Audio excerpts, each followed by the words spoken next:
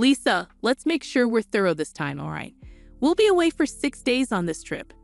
Okay, I've got plenty of time to clean thoroughly. Looks like I can get some good housework practice. I'll go for it, Lisa replied. She understood the importance of the task. I will make sure to clean thoroughly, she promised. Several days later, confusion struck. Hey, what's going on? We can't get into the house, exclaimed Lisa's husband. I figured as much. What does that mean? He asked, perplexed. What is this, Lisa? What did you do? Explain, where are you right now? What did you do while we were on vacation? He demanded answers. Allow me to introduce myself. My name is Lisa, a 30-year-old part-time housewife. I've been married to Henry, my husband, who's 4 years older, for just under a year. You could say we're still in our newlywed phase. I had envisioned a cozy life with just the two of us. That was the plan until we got married. After deciding to tie the knot, we purchased a house and started living together. Initially, everything was going smoothly. However, we encountered a significant problem. Honey, what's for dinner tonight? Henry inquired one evening. What did we have for dinner last night? Lisa replied. We had curry last night. Since it's summertime, something light would be nice today, Henry suggested. The problem? My in-laws started living with us without our consent. We never discussed living with my husband's parents. We bought the house with the intention of it being just for us. Yet, without a word to me, my in-laws decided to make themselves at home. Initially, they only came over on weekends, but it escalated. They brought their own furniture and started acting like it was their house. It would have been nice if my husband said something, but he didn't. He acted like a child in front of his parents with no opinions of his own. I'm worried. Mom, are you feeling the summer heat? Are you okay, Dad? Henry fretted. I didn't realize until after we got married, but my husband has always lived with his parents. I had only visited his parents' house once before the wedding, just to introduce ourselves, so I had no idea what his lifestyle was like. I had no inkling that he was such a mom's boy and a daddy's boy. Suddenly, living with his parents became stressful enough, but there was even more on top of that. Hey, Lisa, there's nothing I can eat for dinner today. Can you make something else? My husband asked. Isn't fish with foiled vegetables, greens, and soup okay? I suggested. I'm not in the mood for fish. I wanted meat today, he replied. My mother-in-law was acting like a princess as usual. She always found something to complain about, this or that. I don't have any meat right now, she announced. Oh, is that so? Let's order delivery then, I proposed. My mother-in-law then started ordering luxurious hors d'oeuvres, not the sort of thing one would usually order on a weekday. It's fine if she wants to splurge with her own money, but I began. Hello, I'll take one of those luxurious hors d'oeuvres. Yes, you can charge it to the usual card, my mother-in-law interrupted, revealing that she had registered my card without my permission. At first, I was shocked and asked why she would do such a thing. Because everyone will eat. I order, right? It's everyone's food expense, so it's normal for you to pay, right? She explained, brandishing her own theory. Sure enough, if my mother-in-law orders too much food, everyone has no choice but to eat it. I reluctantly eat as well, but why should it be taken for granted that I bear the entire burden? I can't seem to fathom my mother-in-law's thought process, and my father-in-law is quite a character too. As a wife supporting a family of 4, I feel compelled to prepare both meat and fish dishes.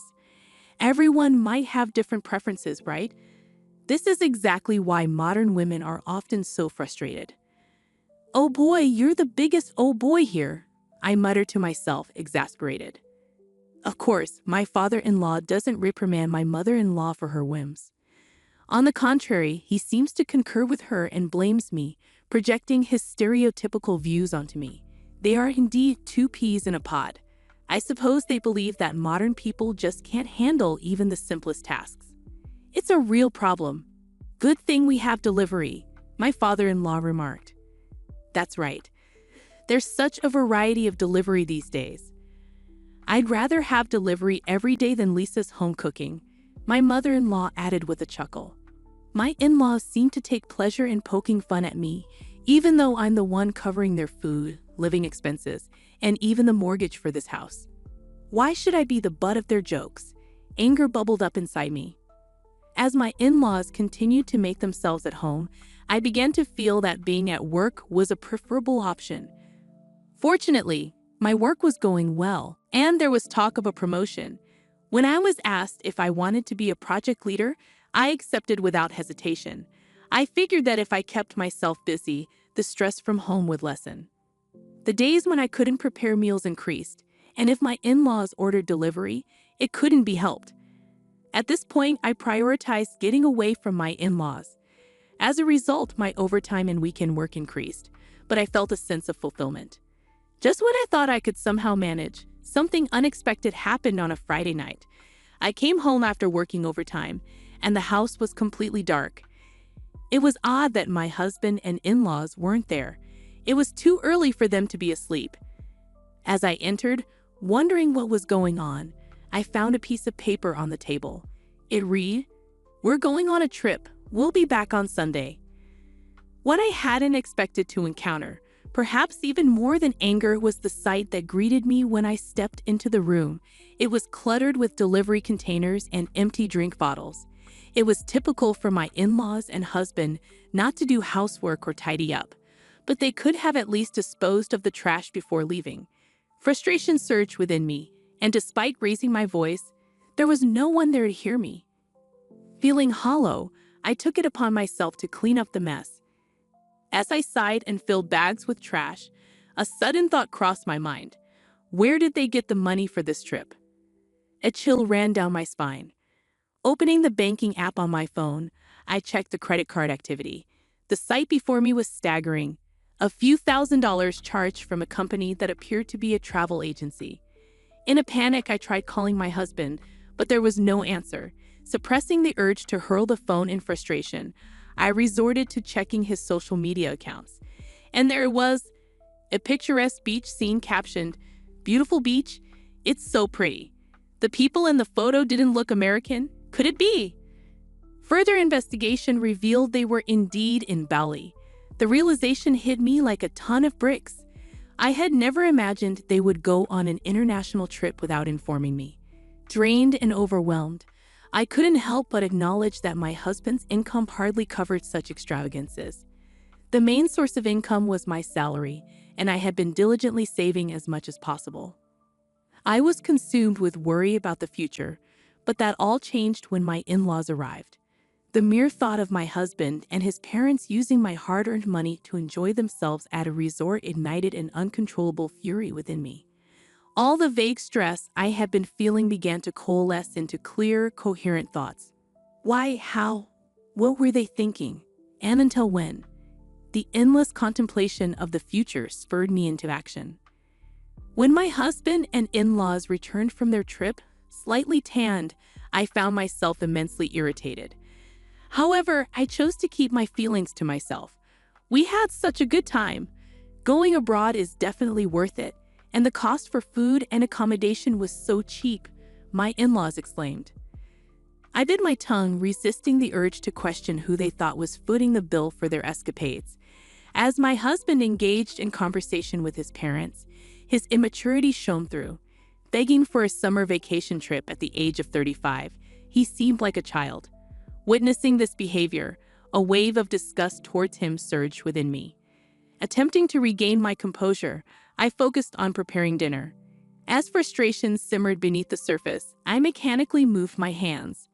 Then my mother-in-law's remark cut through the air like a knife. "Oh my, there's so much dust here," she commented, running her fingers over the leaves of a houseplant. "That's not good," muttered my father-in-law, casting me a fleeting glance. "I didn't take Lisa because she had housework to do and you didn't clean. What kind of day off was that?" My husband took the opportunity to criticize me.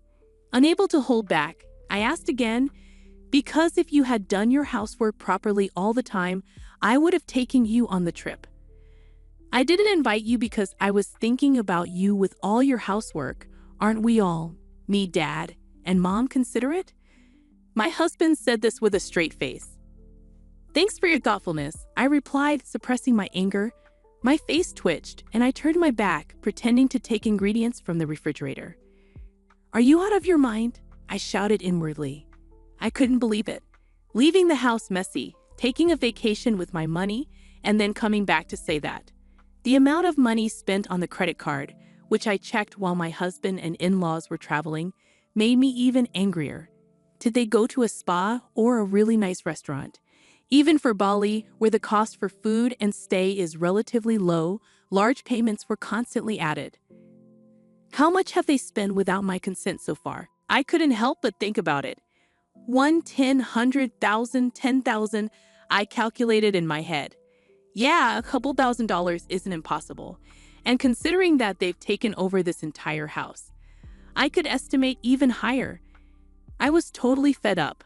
Once they got a taste of traveling with my money, my husband and in-laws started going on trips more frequently. My card was being used as a matter of course, but I didn't interfere. For several months, I silently observed the foolish acts of my husband and in-laws.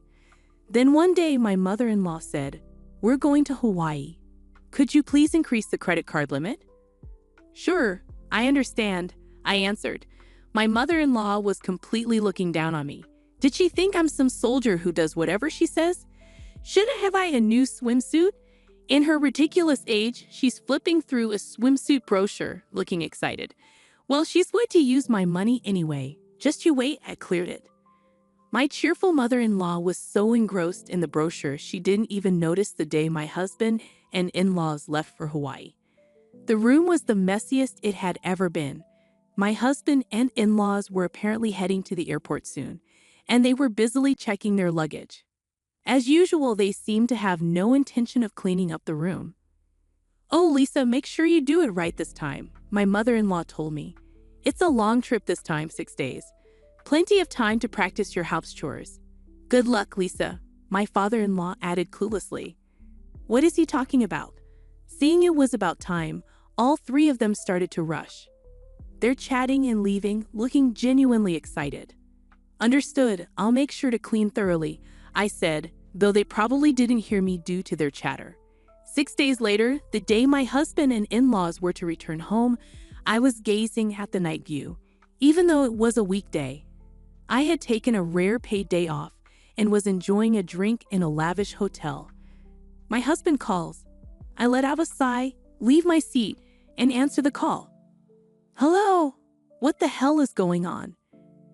"I can't get into the house." My husband sounds quite panicked. "I thought as much," I said calmly. "What do you mean?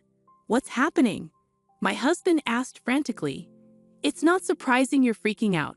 After all, the house is vacant. There should be a for sale sign at the entrance, and not a single piece of furniture should be visible from the windows," I remarked. "Lisa, what have you done?"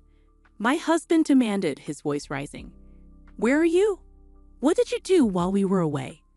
I could hear my mother-in-law and father-in-law yelling in the background. "I cleaned up just as ordered," I answered nonchalantly. "Well, as all three of you were left stunned," I decided to explain. "I went ahead and put the house up for sale, the land too. It's completely clean now, nothing's left inside." "You foolish woman," my father-in-law yelled.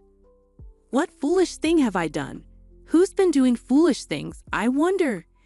"You all sure had a great time using your daughter and money and living it up," I retorted.